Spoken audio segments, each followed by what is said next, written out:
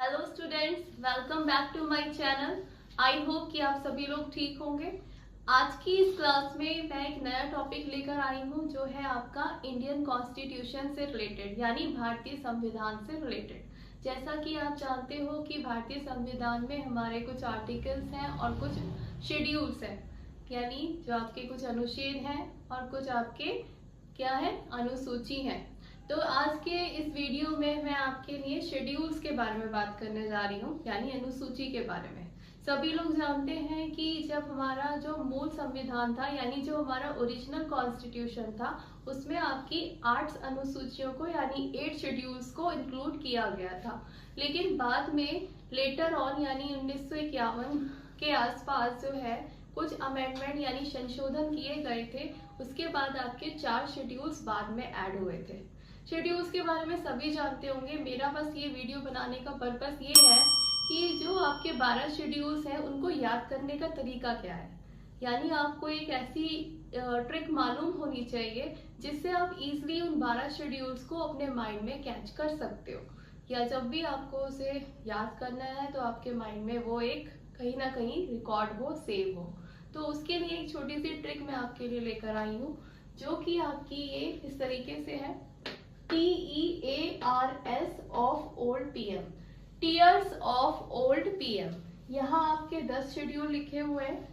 ये आपका ये फर्स्ट शेड्यूल है, ये सेकंड है, ये third, fourth, fifth, sixth, seventh, eighth, ninth and 10। 10 schedule आपके अभी बोर्ड पे आपको दिखाई दे रहे होंगे। तो इनको याद करने का जो तरीका है वो मैं आपको बताने वाली हूँ। जैसे जो फर्स्ट शेड्यूल है उसको मैंने कोड वर्ड दिया है टी। ये जो पूरा कोड है वो है आपका टीयर्स ऑफ ओल्ड PM। टीयर्स का मतलब होता है आंसू, किसके? ओल्ड PM के, यानी हमारे जो पुराने प्रधानमंत्री हैं उनके।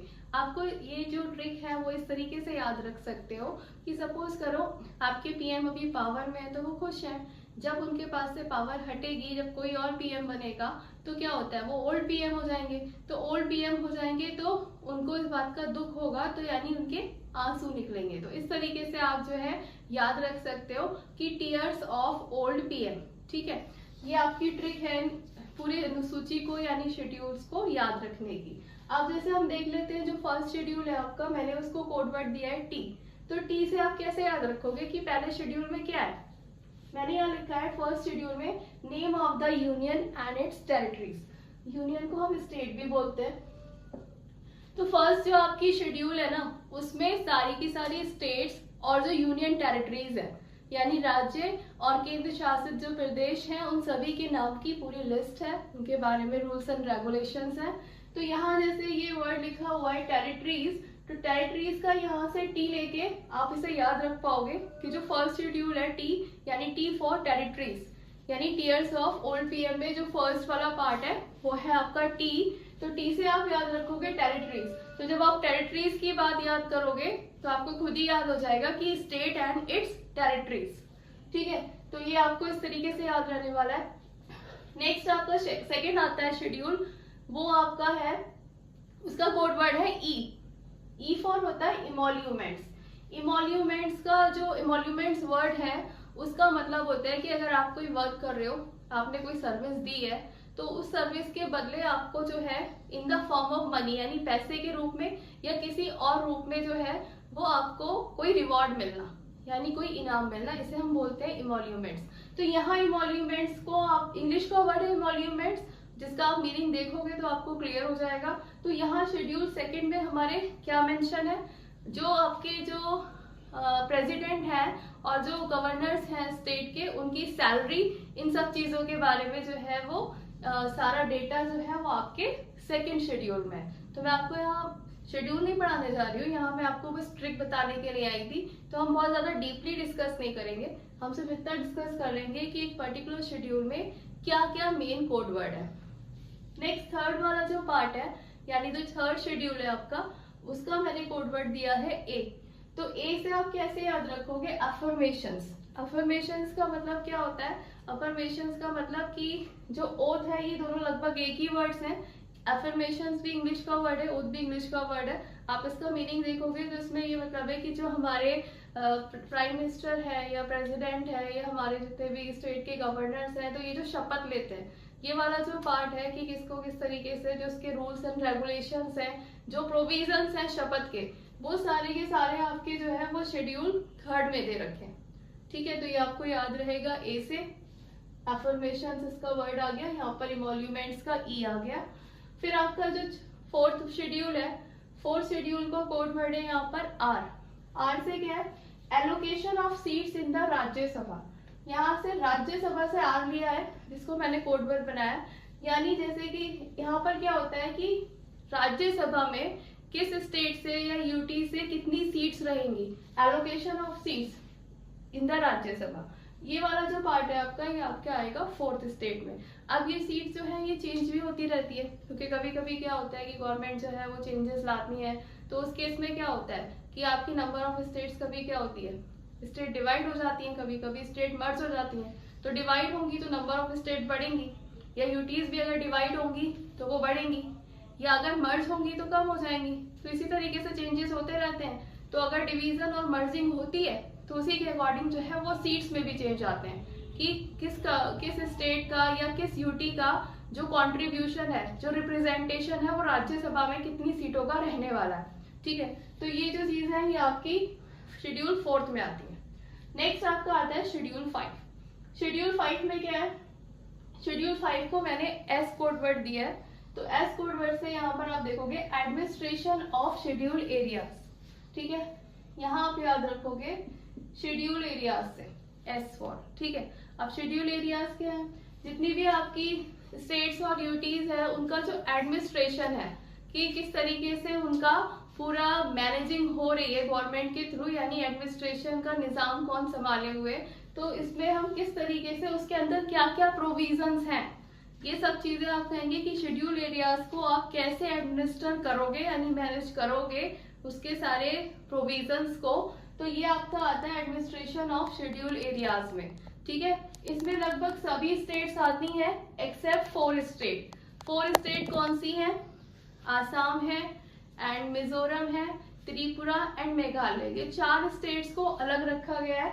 तो ये वाली जो 4 स्टेट्स मैंने बताई हैं ये आएंगी शेड्यूल ट्राइब्स में। शेड्यूल ट्राइब्स में कौन सी आएगी आपकी? आसाम, मेघालय, त्रिपुरा और मिजोरम। ये मैं यहाँ लिख भी देती हूँ, आसाम, मेघालय,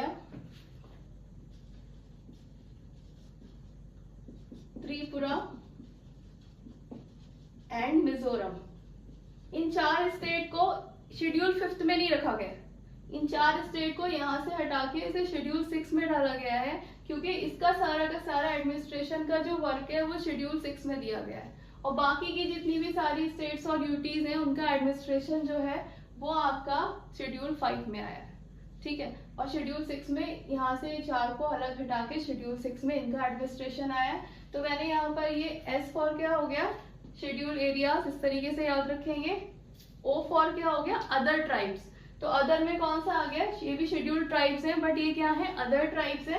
तो ये आपका 4 स्टेट्स आ गई, आसाम, मेघालय, त्रिपुरा एंड मिजोरम। नेक्स्ट आपका है 7th शेड्यूल। 7th शेड्यूल में क्या है? 7th शेड्यूल को मैंने एफ से रिप्रेजेंट किया है, एफ से, एफ और फेडरेशन। फेडरेशन जो इंग्लिश का वर्ड है, इसका मीनिंग होता है ग्रुप ऑफ स्टेट, यानी एक संघ, स्टेट्स का एक संघ। ठीक है, तो यानी इसमें क्या होता है कि पावर का डिवीजन होता है, पावर का डिवीजन होता है, यानी कौन सी पावर किसके हाथों में, यानी स्टेट को क्या क्या पावर्स है और यूनियन टेरिटरीज को क्या क्या पावर्स है। ठीक है, और आपकी यानी सेंटर के हाथ में, यानी यूनियन के हाथ में क्या क्या है और स्टेट के हाथ में क्या क्या है। ये सारा का सारा जो डेटा है वो आपको शेड्यूल 7 में मिलेगा। नेक्स्ट आपका है ऑफिशियल लैंग्वेजेस, जो आपकी है शेड्यूल 8 में। शेड्यूल 8 में तो इसको आपका जो सिंबल है वो अगेन ओ है। तो आप ये ऐसे याद रखोगे कि हमारी 14 ऑफिशियल लैंग्वेज थी पहले। ठीक है, तो 14 ऑफिशियल लैंग्वेज जो हैं वो यहाँ पर लिखी हुई है कि कौन कौन सी हमारे संविधान में 14 ऑफिशियल लैंग्वेज, वो इस शेड्यूल में आपके मेंशन है, शेड्यूल नंबर 8 में। नेक्स्ट है आपका लैंड रिफॉर्म्स, यानी जमीनों से रिलेटेड जितने भी रिफॉर्म्स आए हैं, यानी जो चेंजेस आए हैं, बदलाव आए हैं या लॉज बने हैं, ठीक है, वो सारे के सारे आपके रखे गए हैं शेड्यूल नंबर 9 में। इसलिए मैंने यहाँ पे दिखाया भी है। शेड्यूल नंबर 9 का जो कोड वर्ड है वो है आपका L। तो इसमें मैंने लैंड रिफॉर्म्स के बारे में बात की है। जैसा कि मैंने अभी आपको वीडियो के शुरू में बताया था कि जो हमारा मूल संविधान था, यानी जो ओरिजिनल कॉन्स्टिट्यूशन था, उसमें आपके 8 शेड्यूल्स थे, ठीक है। और जो बाकी बात जो 4 शेड्यूल्स है ना वो ऐड करे गए। तो वो ऐड कैसे करे गए, वो संविधान में संशोधन किया गया यानी अमेंडमेंट किया गया, उसके बाद वो शेड्यूल्स जो है वो ऐड करे गए। तो यहाँ तक आपके 8 शेड्यूल्स आ गए जो मूल संविधान में पहले से ही प्रेजेंट थे। लेकिन बाद में जो ये लैंड रिफॉर्म्स वाला पार्ट है या एंटी डिफेक्शन लॉ वाला पार्ट है, इसको बाद में ऐड किया गया है। तो जब भी आप ऐड करोगे तो उस पर क्या होगा, एक संशोधन करना पड़ता है। तो यहाँ आप देख सकते हो जो लैंड रिफॉर्म्स वाला जो संशोधन हुआ है वो फर्स्ट अमेंडमेंट, पहला संशोधन था, वो संविधान संशोधन पहला 1951 में हुआ था। यानी 1951 में पहला अमेंडमेंट जो हुआ था वो आपका किसमें हुआ, उसके थ्रू लैंड रिफॉर्म्स जो है वो अनुसूची में, यानी 9th वाला जो शेड्यूल है वो अनुसूची की लिस्ट में ऐड किया गया पहले संविधान संशोधन से 1951 में। नेक्स्ट आपका जो 10th शेड्यूल है वो 10th शेड्यूल है आपका, इसका कोड वर्ड है D। और यहाँ पर ये है anti defection law. Anti defection law का 10th शेड्यूल है और इसको जो है 52nd अमेंडमेंट एक्ट ऑफ 1985 में 52nd अमेंडमेंट यानी संशोधन हुआ था, उसके थ्रू जो है ये 10th शेड्यूल ऐड किया गया था। अब एंटी डिफेक्शन लॉ क्या है, डिफेक्शन का मतलब क्या होता है, इस लॉ के थ्रू क्या होता है कि जो पॉलिटिकल पार्टीज हैं उनको रिकॉग्निशन मिली थी, ठीक है। जो वर्ड पॉलिटिकल पार्टी है उसको जो है मान्यता मिली थी इस शेड्यूल के तहत। और इसके अलावा जो कुछ पॉलिटिकल पार्टीज के जो मेंबर्स होते हैं, नेता लोग होते हैं, तो वो जो है क्या करते हैं कि वो कॉन्स्टिट्यूशन में, यानी आपकी जो कॉन्स्टिट्यूंट असेंबली थी पार्लियामेंट में, तो वो अपनी पार्टी को चेंज कर लेते हैं बहुत ईजिली। तो उस चीज को क्या है प्रिवेंट करने के लिए कि आज किसी पार्टी के मेंबर है, कल को किसी पार्टी के मेंबर हो जाएंगे, ठीक है। तो इस चीज को वो इजिली, मतलब उसके तहत कुछ प्रोविजंस लाए गए थे ताकि वो इजिली जो है वो अपनी पार्टी की शिफ्टिंग जो है वो ना कर पाए। तो इसी को हम बोलते हैं anti defection law, anti defection. ये आपका 10th शेड्यूल हो गया। फिर उसके बाद मैंने आपको जो है वो यहाँ पर 10 शेड्यूल्स बता दिए। जो आपका 11th शेड्यूल है, 11th शेड्यूल है आपका पंचायती राज से, यानी पंचायती राज की क्या क्या ड्यूटीज हैं, क्या रिस्पॉन्सिबिलिटीज हैं, वो सारी की सारी चीजें आपकी यहाँ पर किस पे आएंगी, 11th शेड्यूल में। तो इसका जो कोड वर्ड हो गया वो क्या हो गया, P। एंड जो आपका लास्ट शेड्यूल है 12th शेड्यूल है, इसका कोड वर्ड है M।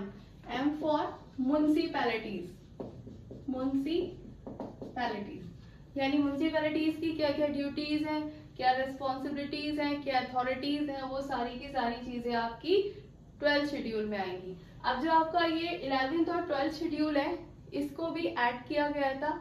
इनको कब किया गया था ऐड, ये हुआ था 73rd अमेंडमेंट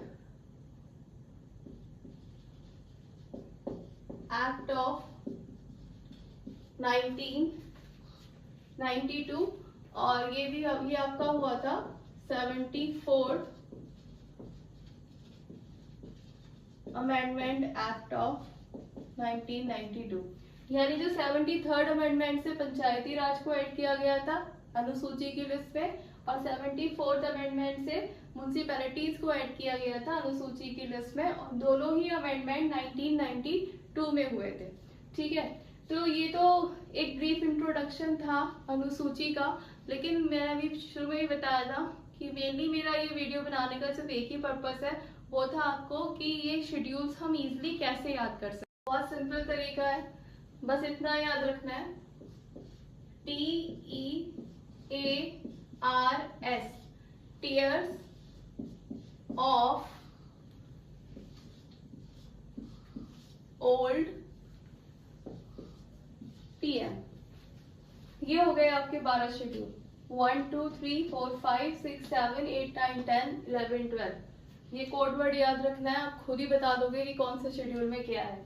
और इसको आप क्या करोगे, first, second, third, 4th, 5th, 6th, 7th, 8th, 9th, 10th, 11th और 12th। अब इसमें आप क्या करोगे, टीयर्स ऑफ ओल्ड पीएम ना, टी फॉर मैंने बताया टेरिटरीज, तो यानी इसमें क्या मेंशन होगा, name of the union and its territories. Next E for involvements, involvements में मैंने बताया था कि आप अगर कोई काम कर रहे हो, कोई सर्विस दे रहे हो, तो उसके बदले जो आपको सैलरी मिल रही है, सैलरी वाला पार्ट हो गया, या जो मनी वाला पार्ट है, या आपको इसके अलावा कुछ और रिवॉर्ड मिलता है, तो वो आपका इन्वॉल्यूमेंट्स में आ जाएगा। ठीक है। A for affirmation and oath, जो आपके ओथ यानी शपथ ली जाती है पार्लियामेंट में, इसमें वो वाली सारी चीजें उसके बारे में सब कुछ मेंशन है।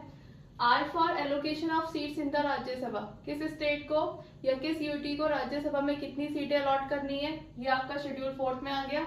S for administration of the schedule areas, यानी शेड्यूल एरियाज जितने आपके हैं उनका जो एडमिनिस्ट्रेशन यानी निजाम जो है उनका, उसके रिलेटेड जो भी रेगुलेशंस हैं, जो रूल्स बने हुए हैं, वो सारे के सारे इस शेड्यूल में। 6 वाले में जो 4 स्टेट्स मैंने अलग से बताई थी, यानी सारी की सारी स्टेट्स और यूटीज यहाँ पर एडमिनिस्ट्रेट हो रही है, सिर्फ 4 स्टेट्स को छोड़ के। 4 स्टेट कौन सी थी, आसाम, त्रिपुरा, मेघालय और मिजोरम। ये 4 स्टेट जो है वो आपके 6 शेड्यूल में रखी गई है। ठीक है। नेक्स्ट आपका जो है वो शेड्यूल 7 है। शेड्यूल 7 में फेडरेशन है, यानी यूनियन की बात हुई है, ग्रुप ऑफ स्टेट्स की बात हुई है। तो यूनियन और स्टेट के बीच में जो है वो पावर कैसे डिवाइडेड है, यानी किसको कितने अधिकार हैं, किसके कितने राइट्स हैं, किसको क्या रूल्स एंड रेगुलेशंस कौन फॉलो करेगा, या कौन क्या कर सकता है, इन सब चीजों का डिवीजन जो है वो आपका शेड्यूल 7 में है। शेड्यूल 8 में आपकी ऑफिशियल लैंग्वेजेस हैं, यानी कितनी हमारी जो भाषाएं हैं वो आपके शेड्यूल 8 में मेंशन है संविधान में। और जो आपके लास्ट वाले 4 शेड्यूल्स हैं, मैंने आपको बताया कि इसे संशोधन करके ऐड किया गया है, क्योंकि ये मूल संविधान में नहीं थे। तो संशोधन कौन कौन से हुए हैं, पहले अमेंडमेंट जो हुआ है वो किस में हुआ है, 1951 में, जो आपका यहाँ पर हुआ है, जिसमें लैंड रिफॉर्म्स जोड़े गए, यानी जमीन से रिलेटेड जो भी समझौते हैं या जो प्रॉपर्टीज में रिलेटेड चेंज हुए हैं वो आपका शेड्यूल 9 में रखे गए।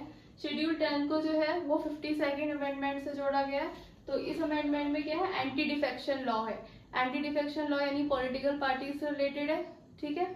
और जो आपके दो लास्ट हैं, एक पंचायती राज, इसको 73rd अमेंडमेंट से जोड़ा गया है, और लास्ट वाला म्युनिसिपैलिटीज, जिसको 74th अमेंडमेंट से जोड़ा गया है। तो इस तरीके से आप इजिली शेड्यूल्स को याद कर सकते हो। टीयर्स ऑफ ओल्ड पीएम, ये आपकी ट्रिक है। एक पेपर पे अपना एक ब्लैंक पेपर लीजिएगा, उसके बाद उसके ऊपर टीयर्स ऑफ ओल्ड पीएम लिखिएगा, और आपको खुद याद हो जाएगा कि कौन से शेड्यूल में क्या क्या चीजें मेंशन है। आई होप कि आपको मेरी वीडियो पसंद आई होगी। Thank you.